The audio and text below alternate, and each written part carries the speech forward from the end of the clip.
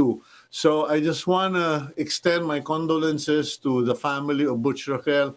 You have truly lost a great man, a good man, and a godly man.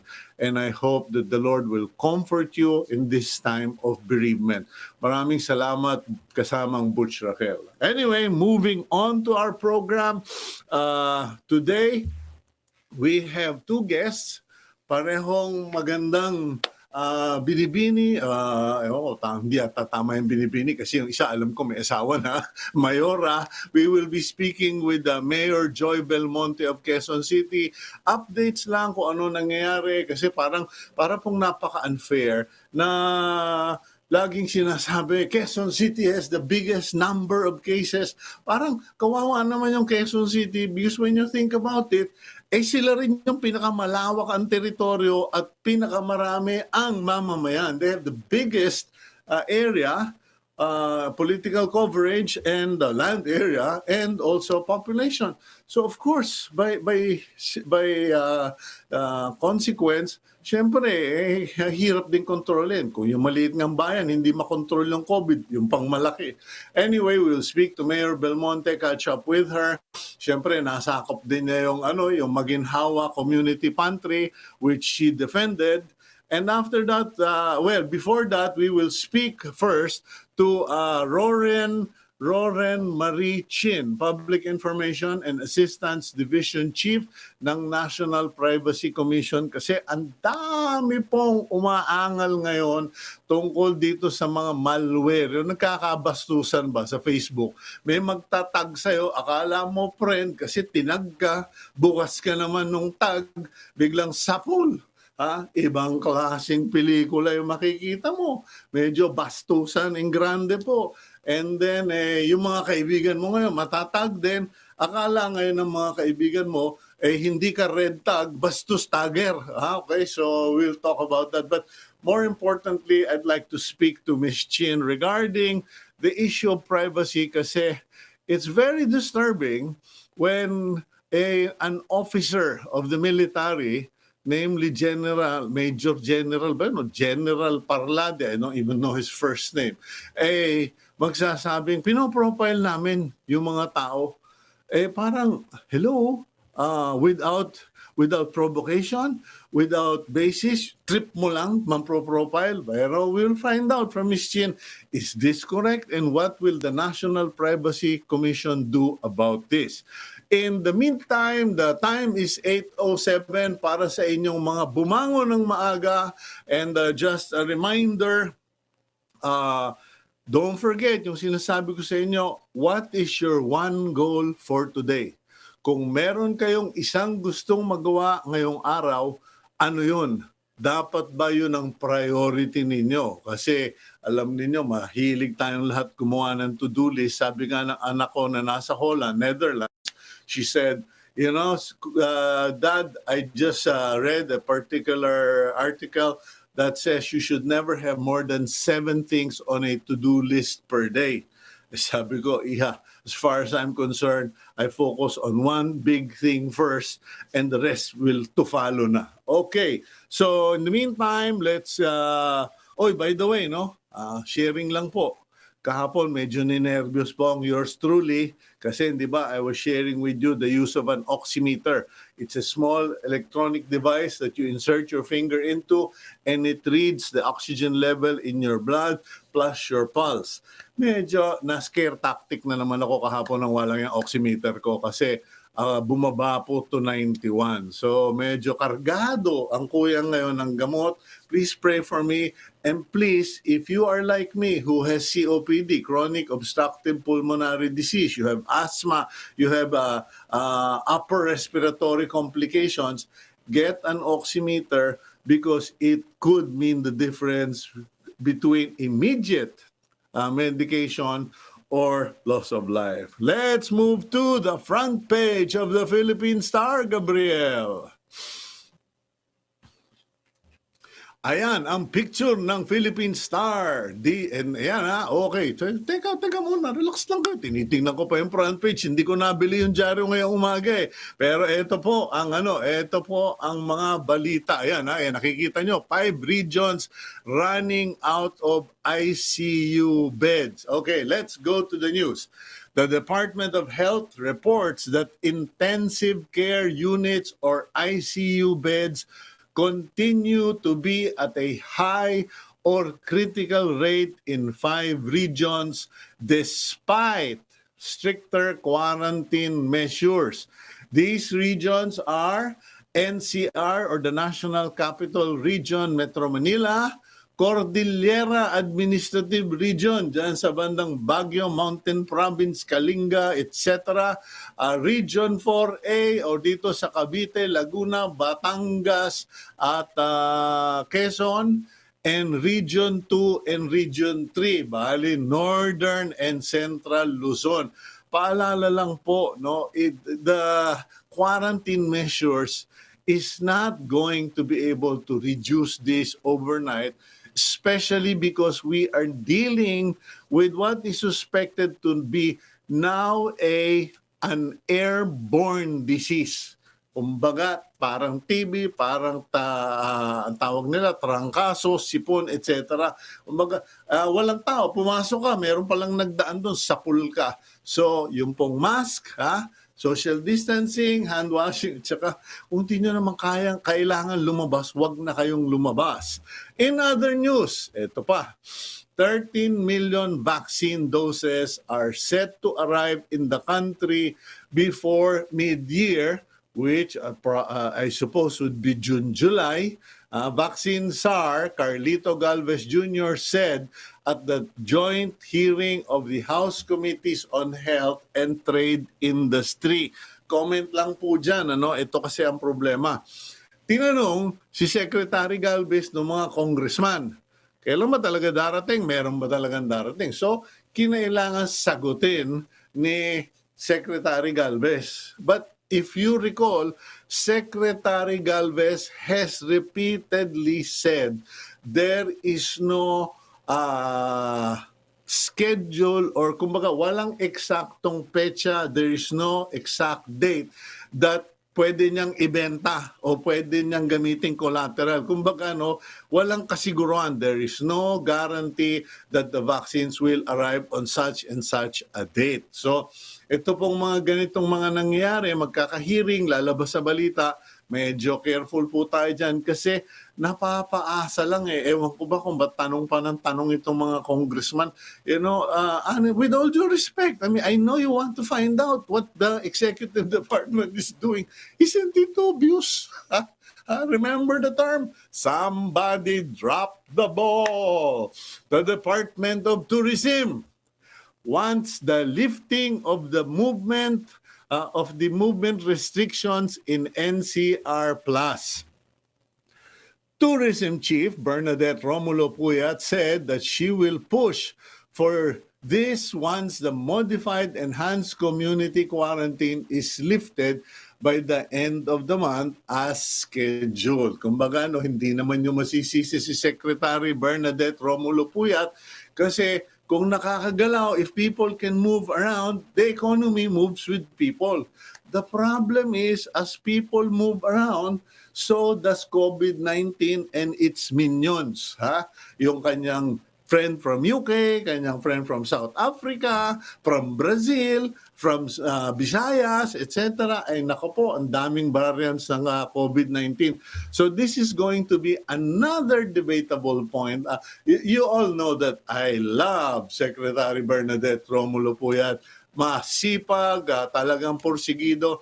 Pero I think on this particular case, she will probably be a lone wolf howling in the wilderness because most mayors will do everything to limit the time outside of their residence kasi talaga pong unless may bakuna and kahit may bakuna, Bomalabs, mga friends, Bomalabs, malabo po yan. And the Philippines drops 2 notches in the World Press Freedom Index, moving down to number 138 out of 180 countries. The index is drawn up by Paris-based watchdog Reporters Without Borders, which cited the drop to various reasons such as the denial of a franchise for TV giant ABS-CBN. Well, ako naman po medyo palagay ko naman medyo I don't know, no, kasi sinasabi naman nung isang undersecretary diyan sa Malacanang, nabawasan na yung mga napapatay na media at saka marami na rin kaming nahuli o nakasuhan.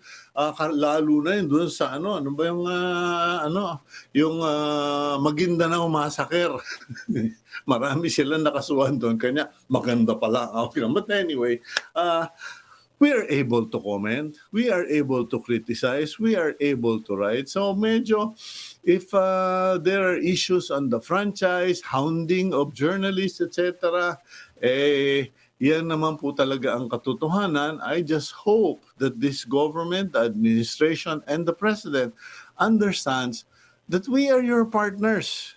If you only knew how to harness media, kung ginawa nyo lang friendship ang media katulad nung nabanggit ko sa mga kasama ninyo in the beginning of your administration, we would not be in this situation. Ang problema kasi, kung puro might makes right, or popularity gives you authority, it will run out. Sabi nga ng kaibigan ko, pastor kong si Jure Mora, when leaders use fear as the incentive, it diminishes in the long of time. Sa haba ng panahon, ninipis din yung takot ng tao kasi imbis na matakot, magagalit na. Pag nagalit ang tao, may problema na kayo. Okay, let's go to our first interview for today. We have with us the Public Administration and Assistance Division Chief of the National Privacy Commission, Ms. Roren Marie Chin. Good morning, Ms. Chin. Good morning po, Sir Cito, and good morning to everyone. Okay, sana naman hindi ka anak ng dati kong classmate sa UP Mass Communication na ganyan din ang apelyido. But in any case, welcome to the program and thank you for joining us this morning. Thank you for your time. Now, matanong ko lang po, no, just to put everything in context, does the National Privacy Commission have any say or any influence or authority regarding all of this tagging that's been going on in the country? Yung bang red tagging, itong tagging sa Facebook, itong mga nagkakabastusan, meron ba kayong say sa bagay na yan? Actually, right now po, sir, what we are doing is that nag-iimbestiga po kami kung ano po talaga yung naging ano po yung nangyari and any details regarding the tagging. So, kailangan pa po namin ma-verify kung yung pagtatag at pag-click mo dun sa notification ay talagang nag-harvest din po ng personal na information. If ito po ay nag-harvest ng personal na information, personal data ng mga nag-click at nung notification, ay mahuhulog po ito sa jurisdiction ng National Privacy Commission at ng Data Privacy Act. So, kaya ngayon po, kami ay patuloy nag-iimbestiga at nakikipag-coordinate sa Facebook regarding po sa malicious na tagging na ito at clickbait.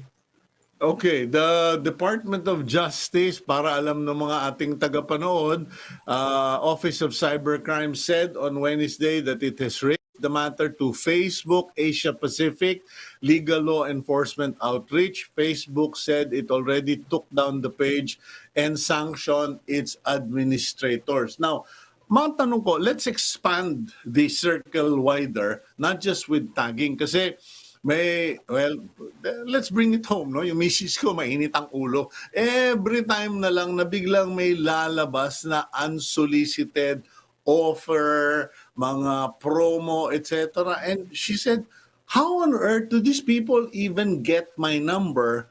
And should this be allowed? I think it's more of yung how did they get the number? Alam naman natin na merong nagfa-farm ng mga mobile numbers and Facebook accounts and then dyan nila pinapasok yung mga commercial nila o kanilang pagbebenta.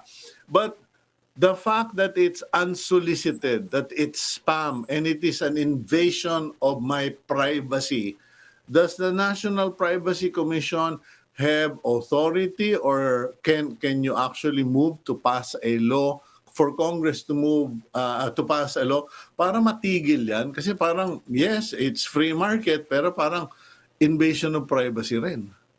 Okay po.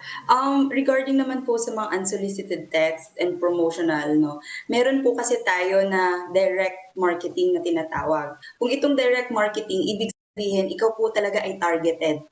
Or ang mga targeted marketing, meron talaga silang number at kukulitin ka nila at talagang tatawagan.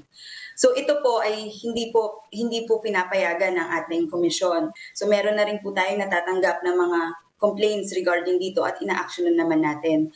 Bali naman po doon sa mga nagsa-spam lang, ang maaari pong natin gawin dito kung tayo ay nakakatanggap, pwede po nating i-message yung kumpanya para maitigil na po yung itong pagtatanggap natin ng mga spam messages o yung mga binablast na lang sa ating mga cellphones at numbers. Ayun.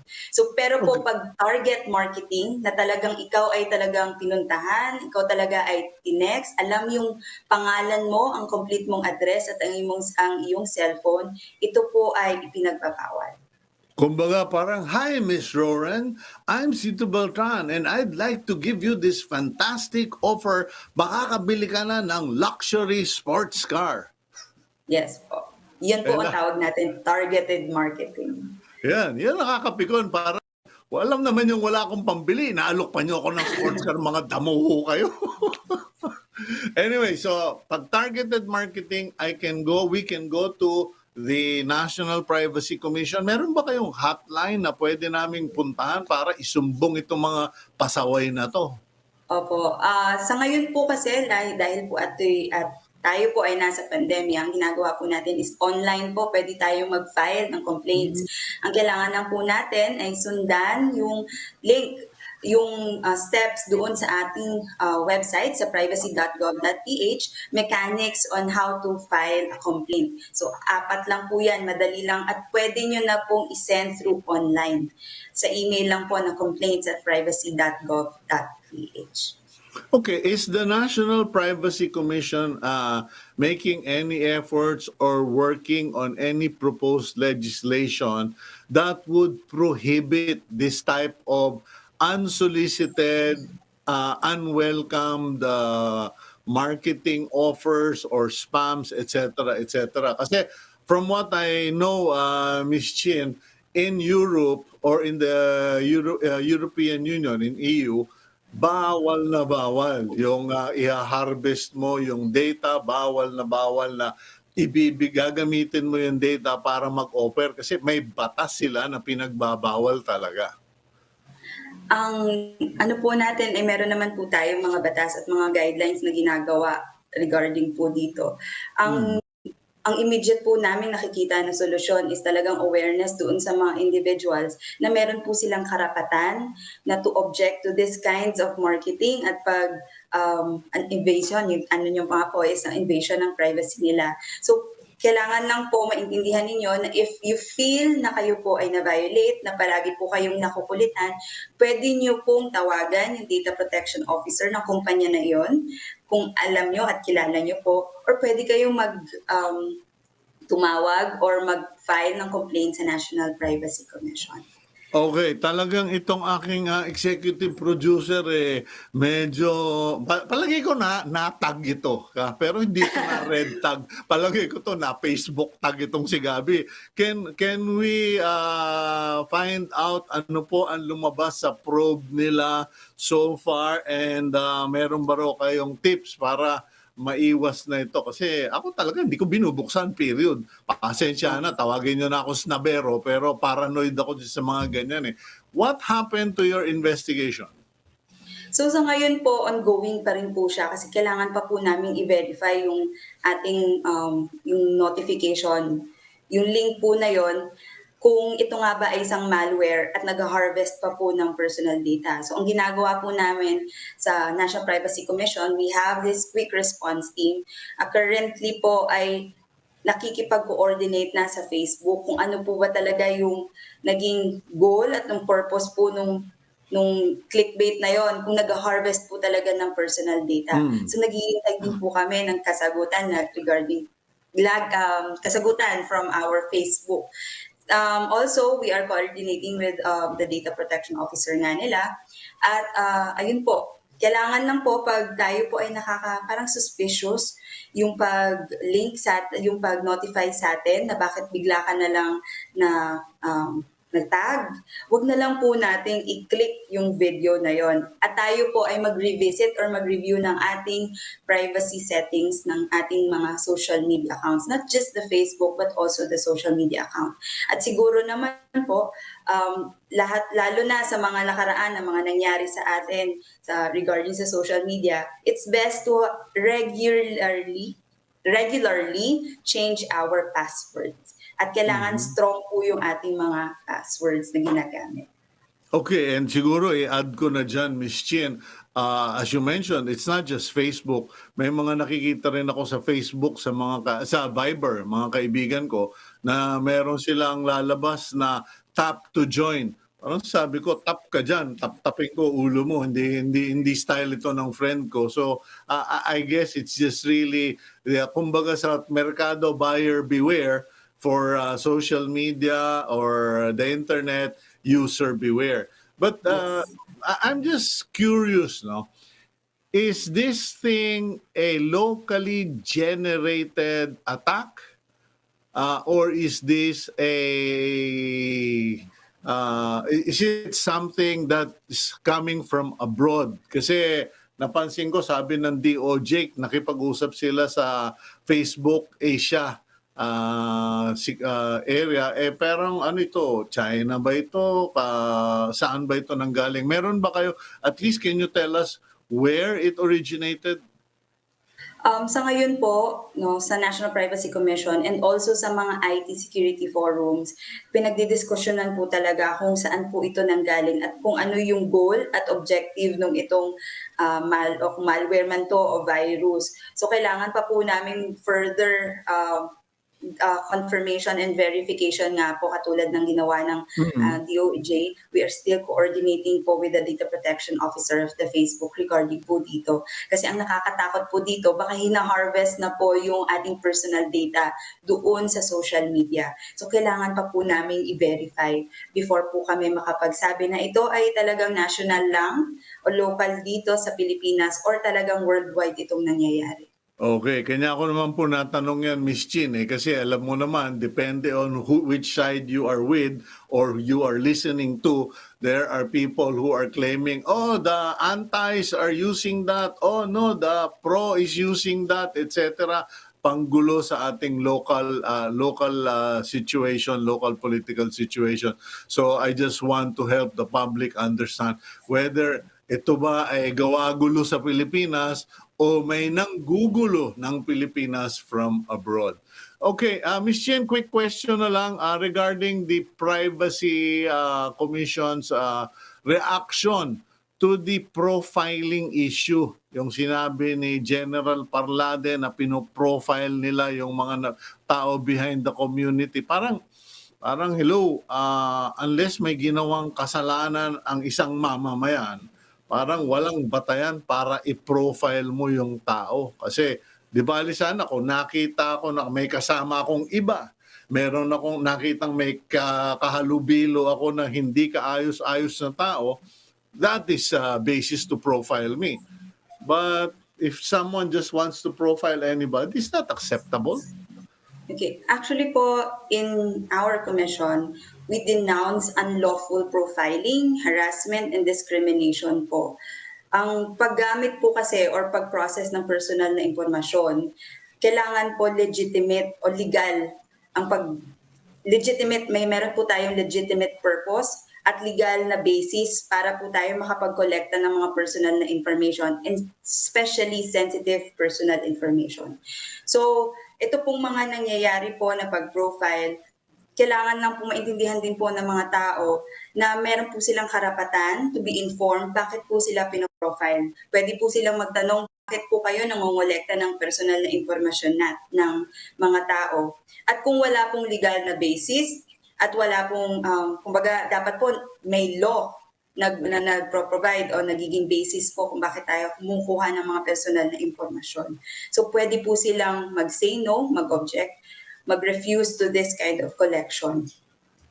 Okay, would the commission be inclined to take on its own action regarding this publicly admitted conduct of a military officer? Kasi parang violation of privacy yan eh. Meron ba kayong balak na i-complain itong si General Parlade at yung kanyang grupo sa AFP or sa executive? Sa ngayon po, ang ginawa po namin ay nakipag-coordinate po kami sa PNP, Data Protection Office, para po tingnan kung ano po yung talagang basis po kung bakit po nagko-kolekta ng personal na impormasyon. At ito nga pong pag-profiling, kailangan pa po namin kakausapin po ang na dapat po maayos po yung pagiging pagko-kolekta po ng personal na data nitong mga citizens na gusto lang naman po talagang tumulong sa ating mga kababayan din naghihirap. Okay, thank you very much, Ms. Chien. Sana po ay lumawak pa ang sakop ng National Privacy Commission and please give our regards to your boss and to we hope that all of your colleagues stay safe, healthy, and secure. Thank you very much. Thank you very much and stay safe din po. God bless. Okay, yan po si Ms. Lauren Marie Chin, Public Information and Assistance Division Chief of the National Privacy Commission. Kanya ako lang po tinutumbok yung issue na yon.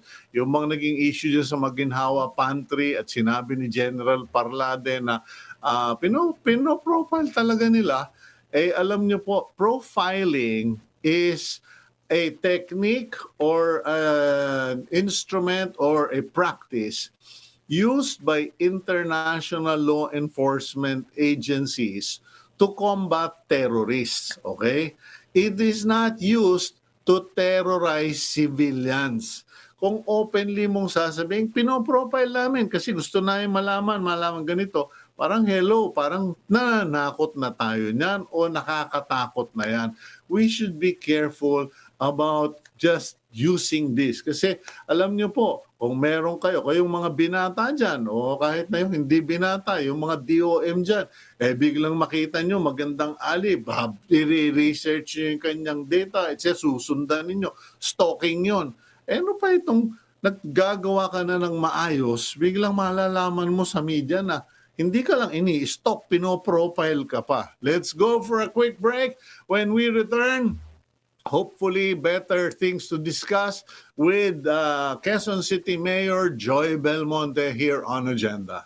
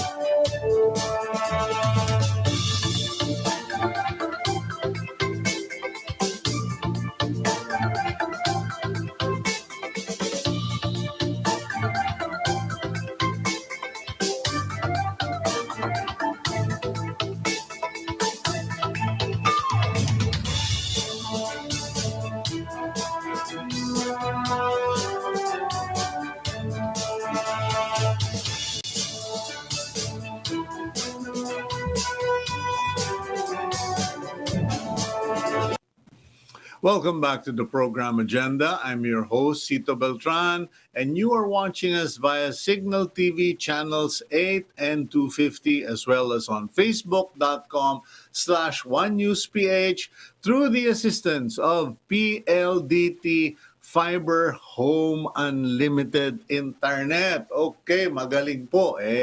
Yan na, mag-invest na kayo dyan sa mga setup ninyo para pag kayo ay nagzo-zoom, nagsi-StreamYard, kumpleto ang gamit ninyo, may camera kayo, may earphone, may laptop, but most important is that you have the PLDT Home Fiber Internet. Before we start with our next guest, allow me to say thank you to Mr. Manny V. Pangilinan. Nabalitaan ko po na naglilista na, actually nalista na kami mga empleyado ng MVP Group for vaccination against COVID-19.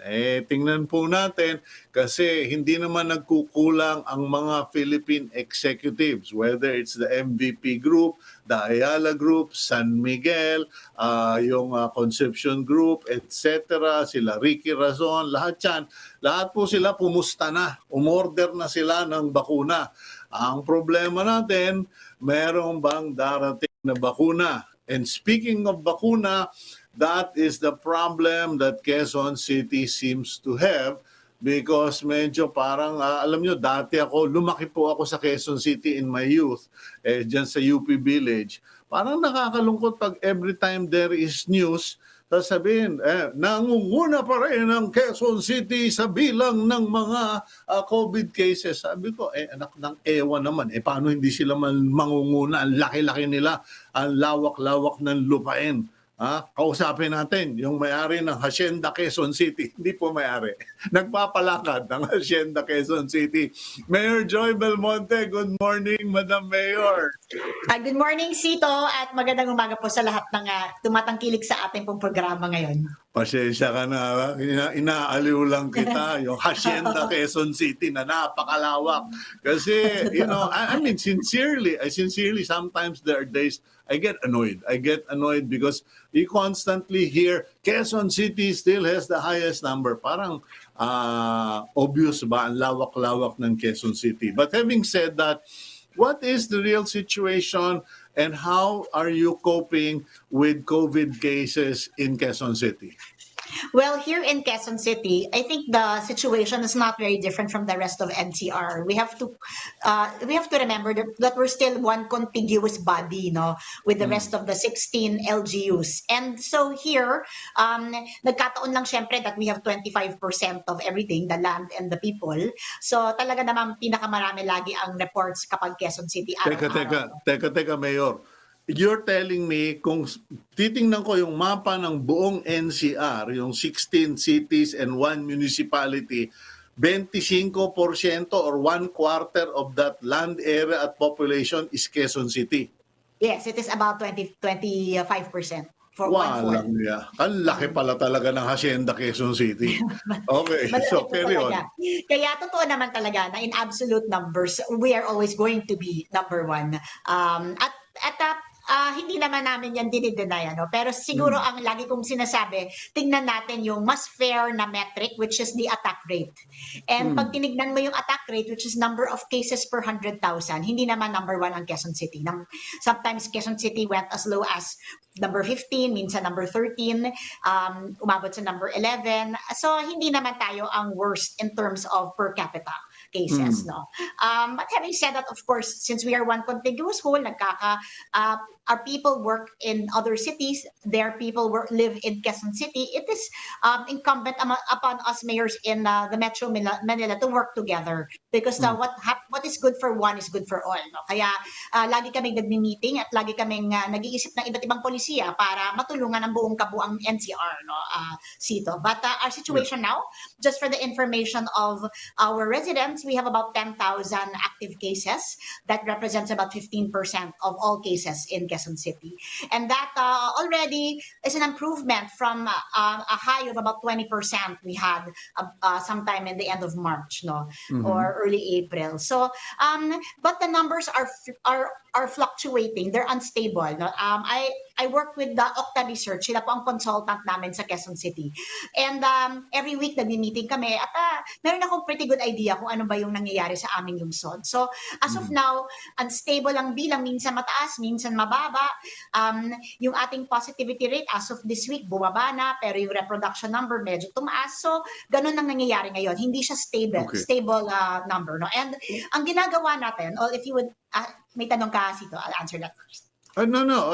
Kasi ang worry ko lang, the other night, napanood ko sa balita, sa GMA, napanood ko na medyo pinatigil daw yung bakunahan sa Quezon City kasi wala na raw or kukulangin daw ang vaccine. What is the real score? Well, I think that this is also a problem of the rest of NCR, no? Kasi nag-meeting kami nung nakarang linggo at talaga namang lahat ng mga mayor ay humihingi na ng status para sa bakuna because nagkakami momentum na tayo eh. Yung mga tao, nababawasan na yung vaccine hesitancy eh. Actually, lahat ng mga tao ngayon medyo interesado na magpabakuna, no? So here in Quezon City, ano yung sitwasyon natin, no? Actually, we still have about 5,000 vaccines, no? Nabigay sa atin from the last shipment. No? At ang ginawa po namin, actually in one day we can finish this doon sa ating 12 vaccination sites. Pero napansin din namin kasi Cito, that yung aming system is online registration, no? And when we observed in the past 3 weeks, yung mga pumupunta sa vaccination sites natin na nag-online registration, karamihan sa kanila nagmumula sa mga middle classes, no? De chuper, de sasakyan, and hindi nagiging democratic yung distribution natin ng mga bakuna. So when we got this new allocation from the national government, which is about 6,500 last week, naisipan natin na itigil muna yung online registration para mabigyan naman natin ng pagkakataon yung mga mamamayan natin na walang kakayanan na mag-online registration, yung mga nagmumula sa mas siguro depressed communities, Yung at saka mga yung seniors natin, yes. Yung mga walang computer, walang Yes. internet o sinanla na yung kanilang mga cellphone sa kahirapan. Precisely. So ang natirang bakunang ito, yung 6,500 na yun ay 5,000 na lang, we have targeted to these special populations. So yung ilan mapupunta sa mga care homes at sa mga senior citizens na bedridden, no? So may allocation tayo para dyan. Tapos we have some allocations as well for depressed communities na napansin namin na mataas lagi ang attack rate nila or ang COVID cases nila. So very targeted ngayon yung paggagamitan natin itong 5,000. Now, Yeah, go ahead. yeah, so actually we could have easily finished this 5,000 in one day through our online and siguro assisted booking procedures. Pero we decided, well, since the supply is very, I suppose, unpredictable and uncertain, let's also help these other populations that need to be vaccinated as well. And that is the reason why tinigil po muna natin yung online registration. And I think by a couple of days, mga 3 days, mauubos na rin itong 5,000 na supply natin. Mabuti na sabi mo yan, Mayor, kasi ang naging impression ng iba, kanya rin ako talaga nangulit makuha kayo bilang panauhin, kasi the impression was that it was simply stopped because wala nang or mag-iintay ng replenishment. So at least there is parang a socialization, just distribute. Pero matanong ko, sino ba ang the most contagious or most infectious? Kumbaga, saan lugar talagang mabilis kumalat ngayon yung sakit? Kasi I was speaking with San Fernando Mayor Santiago yesterday o Pampanga, and na-track nila kasi marami silang magagaling na doktor and technology people. Na-track nila na 30% sa trabaho, 30% sa bahay, at 40% sa mga kainan, sa mga salo-salo, etc. In Quezon City, what is the profile? Mga ganun din. I don't have the exact percentages. I have them on file, but I did not bring them today for interview. But number one is the household.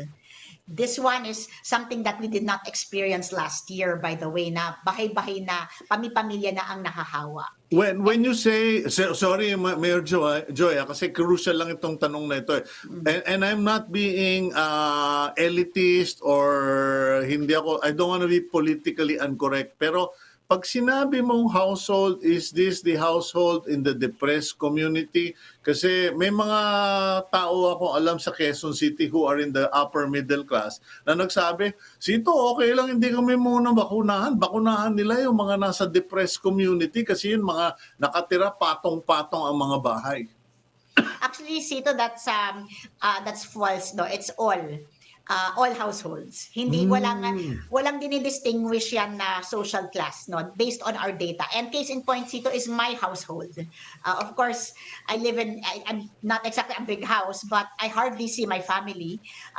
Bihira kami nagsasama, nagkikita dahil sa trabaho rin, ano. Pero ang buong household namin, including the kasambahays, including the security, including my husband and son, lahat kami nag-positive.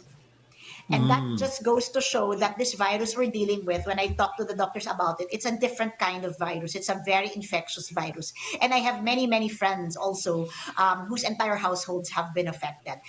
Ganon din naman sa mga urban poor areas din natin. Kapag naglilipat tayo ngayon sa ating isolation facilities, we have bedrooms now na pampamilya na. Dati kasi kwarto-kwarto lang.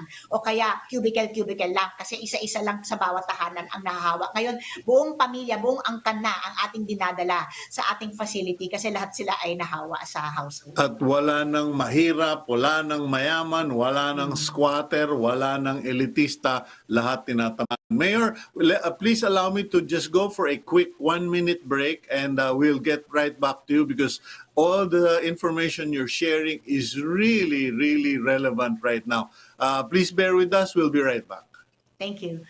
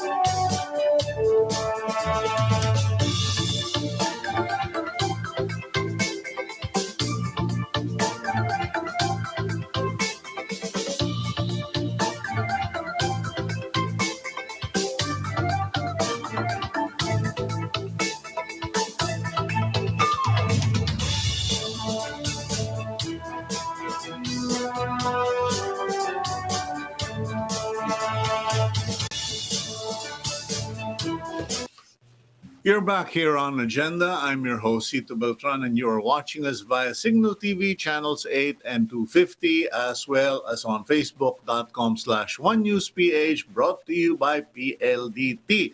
Okay, now let's go back to our guest for this morning, Quezon City Mayor Joy Belmonte. Ay, salamat po at nakausap po kayo dahil ang dami nating naliwanagan. Naliwanagan natin that Quezon City has 25% of the land area, 25% is the population of NCR is with Quezon City, etc.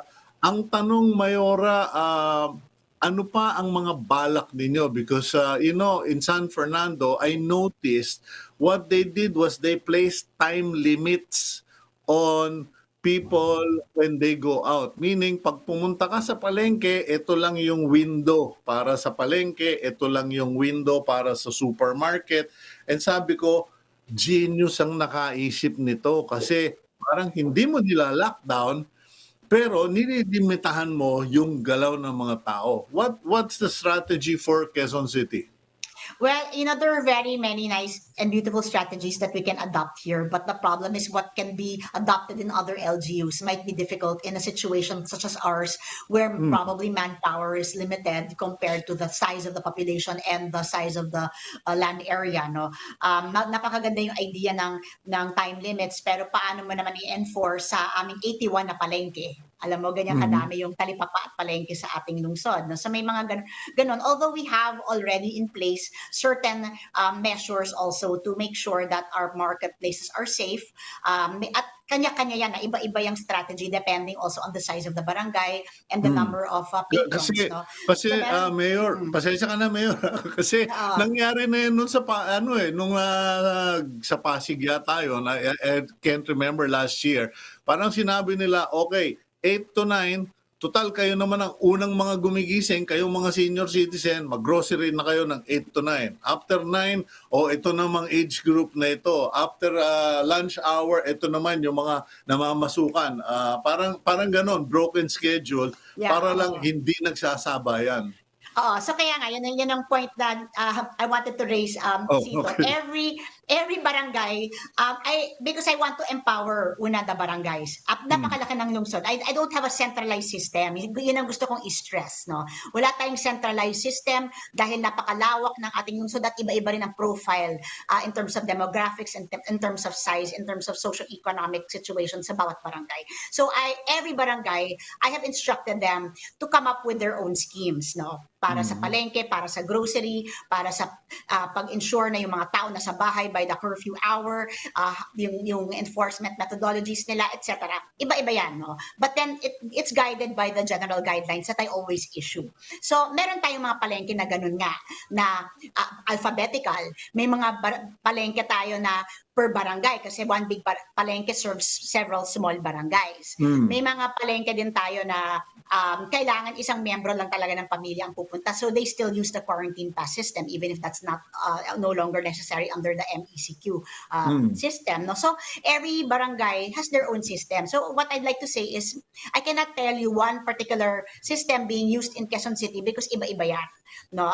But definitely meron kaming methodologies para dyan. And the proof of that is when we did the testing sa ating mga vendors sa palengke. No? I think this is pool testing sponsored by the EALAS, napakababa ng positivity rate sa mga palengke natin. So I think we are able to maintain some kind of order there and maintain some form of social distancing there talaga. Okay. No? But you asked me about what we're doing. Ang talagang strategy namin dito is ramping up testing. So I'm ramping up testing by a lot. We've just signed a memorandum of agreement with the Red Cross for additional thousands of 8,000 or 9,000 RT-PCR tests. And then we've also now grateful with the DOH because finally may guidelines na sila for antigen testing and we've gotten huge donations from the World Health Organization and other organizations for antigen testing. So, in fact, gusto ko rin lang i-stress na yung 10,000 number ngayon ay iba dun sa 10,000 siguro 2 weeks ago kasi dati RT-PCR lang yung tinitingnan nating batayan sa bilang natin. Ngayon may antigen testing na. So, maaring bumaba na nga yung antigen ay yung RT-PCR pero because we added another form of testing, kaya nananatili pa rin mataas yung bilang, no? But definitely testing it has greatly improved here. No? We've increased the number of community-based testing sites from 6 to 20 and now you can just book online if you want to be tested. But of course, we don't have enough tests for free for everyone. So ang priority, again, yung mga may direct contact sa mga COVID positive cases. So maaring suspect talaga sila or may symptoms. Yun. So ito yung talagang priority natin. Yes. Kakayanin ba ninyo, Mayor, yung announcement last night, nadinig ko lang, na magha-house-to-house testing? Kakayanin ba yan sa Quezon City if the national government decides that we need to do a random sampling pero house-to-house? Well, we're already doing house to house, pero strategic yung aming approach, no? Kasi what we have is we have lockdown areas. Marami kami niyan. We have about 45 now. And it changes very drastically, yung bilang ng lockdown areas namin. Na ngayon, kapag na-lockdown ng isang area, automatically, lahat ng mga tao sa lockdown area nila, tinetest na namin within a certain radius, no? So, yan, that's our way of doing house-to-house testing. Pero Okay. obviously, yung style na you go to any place, not targeted, not scientifically chosen, basta dyan lang tayo dahil trip natin dyan, hindi namin kayang gawin yan.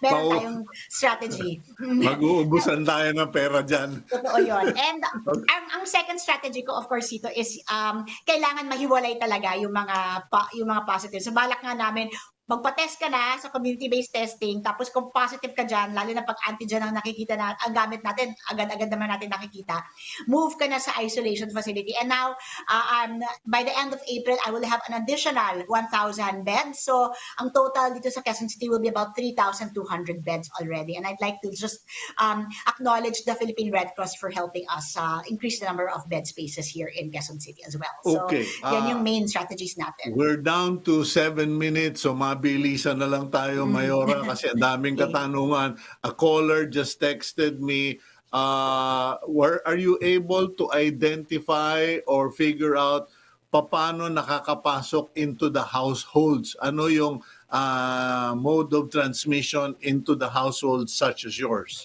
Yes, so number one is household, number two is the community, and that's why it's important also to limit, I guess, interactions within the community somehow. Kaya nga, di ba, 10 persons na lang, bawal na ang party, bawal na yung gatherings, etc. And the challenge there was when we were giving out ayuda, which then required some kind of mass gathering.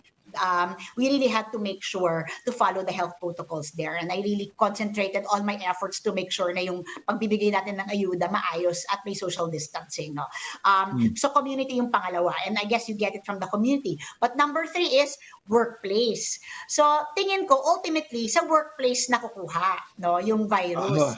Ng breadwinner ng pamilya. So, umuwi siya, pagdating niya sa bahay, nahahawa, medyo relax siya, tanggal yung mask niya, nagdi-dinner sila, nagkakahawaan sa pamilya. So, I think it's the workplace. No? Yan, So, like some of our friends, nakuha nila sa driver, yung driver nakuha sa boss, so both are work-related, they go home, they transmit it to their families, and then they transmit it to their communities. Now, what about ayuda? What is the status of the stimulus or support package for your less privileged residents? Well, I'm happy to report, no, given the size and scope of the city, we managed to give 82%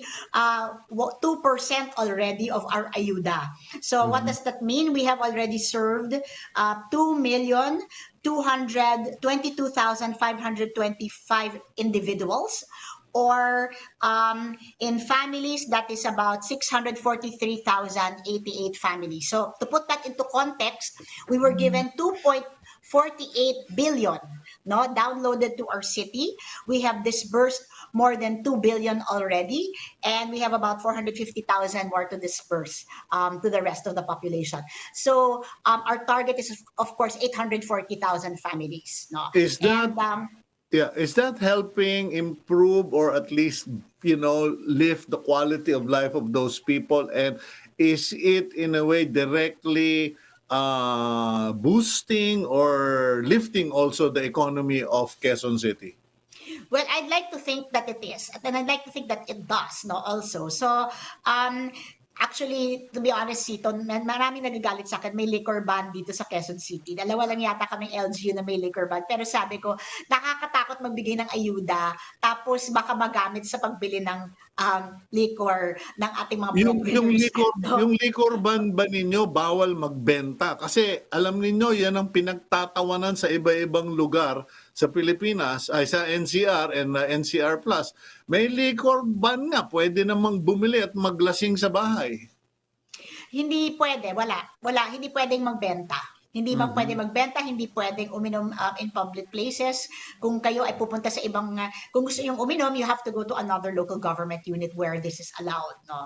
Which takes time for a person who receives ayuda. In other words, yung bracket yung socio-economic bracket na makagamitin ng ayuda sa pag-inom, hindi naman sila pupunta sa iba pang Okay. local government unit, no? But I'd like to sana make sure that the ayuda goes to the family. Now, I'm happy to report that ang target ko in 5 days, we will be done with the ayuda here in Quezon City, despite the extension of until May 15. Okay, last point. You have the highest concentration of hospitals in the Philippines, mostly public. What is the situation as far as the hospitals go? Kasi may mga pumapalag, may mga nagsumasamaan loob na sinabihan silang they will be fined if they do not expand their COVID hospital beds by 30%. Kumbaga, may 20,000 peso first offense multa. What is the situation in QC? Well, in Quezon City talagang mataas ang utilization ng ating mga ICU beds, COVID ward beds, at isolation beds sa mga hospitals. Really way beyond the critical level, no, until now. And that's why the DOH wanted all the hospitals to expand, including the local government-run hospitals, no. But the problem is not that you can add beds naman, Cito, you can add many beds. But the problem is the workforce. Do you have enough nurses and doctors to look after the patients in these additional beds? And I think that is where the problem really lies. It's not really in terms of adding beds. I think that's quite easy. It's in terms of, do you have that workforce? And I think that's What where we have problems. What about my pet peeve that there are no new hospitals and big hospitals in the country? Diyan na lang sa Quezon City, ang tagal ko nang dinadaing na palawakin yung Philippine Heart Center property or location, yung National Kidney, etc. Pero what are your plans in the future as far as putting up new hospitals are concerned? Well, my dream, Cito, was to have one public hospital, locally run public hospital per district of Quezon City. So we now have 3. 2 are only in level 1. I'm trying, by the middle of this year, they should be level 2 already. No? So we're trying to equip them and upgrade them. Pero ito yung maganda kong nakitang development. Ang daming mga private hospitals na ngayon ay binibenta na nila binibenta na nila, no? And the city government is now trying to see if we can just purchase already set up, established hospitals that were previously private para mas mabilis. Hindi na tayo magpapatayo, bibili ng lupa, kukuha ng workforce, bibili ng equipment. And there are already 2 or 3 hospitals that have offered to sell to the city government. And I am now currently in talks with these owners. No? Siguro, So hopefully, Mayor. Yeah. but kung matuloy yan, mabilis. In next year, meron na tayong additional locally run public hospitals. Siguro, Mayor, magpahanap ka na rin ng mga hotels na bangkarote na. Pa-convert na natin ang hospital. Thank you very much for your time, Mayor Joy. Yes, And thank you. ang sarap mong kausap. Nakakaganda ng umaga. Thank you very much. I hope you recover fully and along with your family. Kasi napansin ko parang kinakapos pa yung hininga mo. Medyo recover ka na and may God bless you, Mayor Joy Belmonte. Thank you, Cito. See you again very soon. God bless you also. Okay, thank you. That's Mayor Joy Belmonte of Quezon City. You heard a lot and at least we get a better perspective. I'm out of time. Thank you very much. God bless all of you. And I hope that you will all stay safe, stay healthy, and stay strong. That's today's agenda.